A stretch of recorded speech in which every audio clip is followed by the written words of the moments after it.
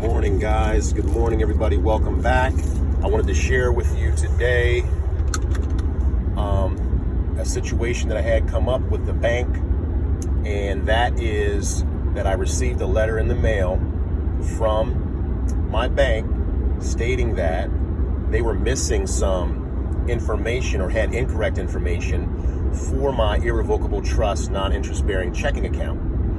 And they mentioned in the letter that if I do not respond within 30 days, they will close the checking account. So there's two parts to this. That was negligence on my part, because I did not make certain before I left the bank that the person that I was dealing with that opened up the checking account for the trust, I did not make sure that they had made a copy of the certificate of trust, because they need a certificate of trust, and that's what they're saying, that they don't have a copy of the certificate of trust. And I just assumed that the woman that was setting up the account for us had already crossed all her T's and dotted her I's. But so then there's also negligence on the part of the bank. So what you want to do, this is a warning, and just to be alert.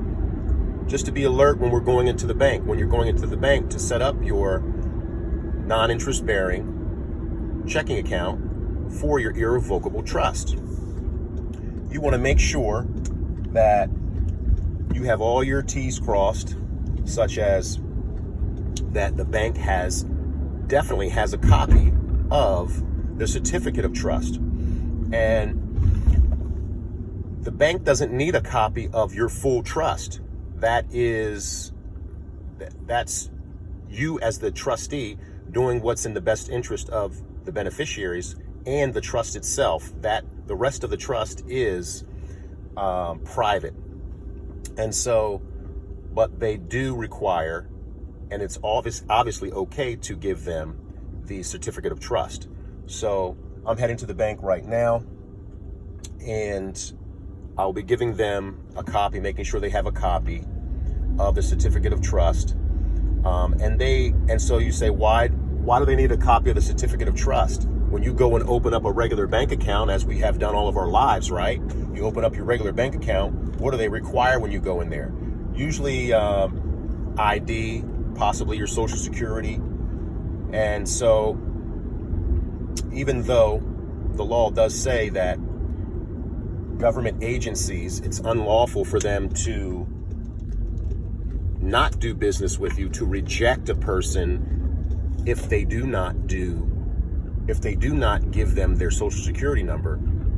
In this case, I will give them my social security number, because I'm not opening up the account on behalf of myself. I'm opening up the account on behalf of the irrevocable trust. And under the laws of irrevocable trust, the rules, laws, and regulations for common law trusts, they're gonna, if any taxes are done, any taxes are kept, or what have you, that's going to be under the EIN number of the trust. And we have an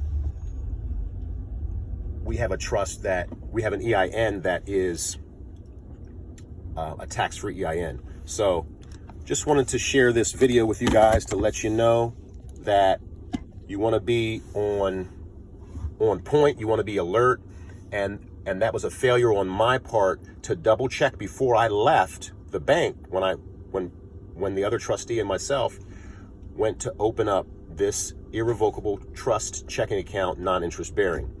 And so I'm about to go into the bank now, give them a copy of the certificate of trust, and I'll let you know how it goes afterwards. So hope this was helpful and useful for those who are pursuing and to open up an irrevocable trust non-interest bearing checking account at your bank. You want to have your irrevocable trust set up before you go to the bank, obviously. And who I'm associated with can also help you with that if you so choose. If not, that's your choice. We decided that the monies that we're going to put into the bank from here on out will be into our private trust, where we'll be getting our bank deposits back during tax season. So if you want to find out more, guys, you know what to do. Click on that Financial IQ Groove Cell link at the top of my YouTube channel. See you soon.